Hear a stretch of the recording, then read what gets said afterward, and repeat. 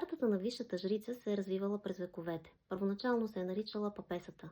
Кръстена е на папеса Йоана, легендарната жена папа, която през средновековието в изцяло мъжкия свят тогава е трябвало да се престори на мъж, за да получи знание и образование.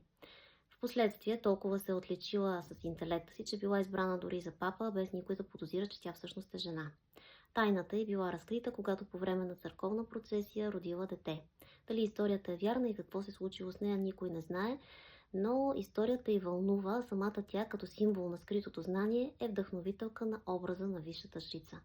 Висшата жрица е силна карта, която ще проблясва в четенията ви като светкавица и след това отново всичко ще потъва в мрак, в който трябва вие сами да се ориентирате.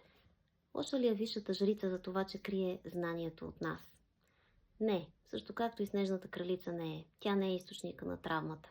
Като пазителка на знанието, тя знае, че истинската опитност не може да бъде дадена, а трябва да се придобие. Затова тя не ни води по пътя, ние сами го минаваме.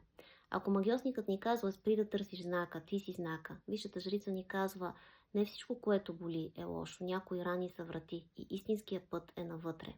Тя ни кара да вярваме на интуицията си, да й се доверим, на нея и на вътрешния компас, които единствено могат да ни помогнат да извървим пътя на глупака към вечността.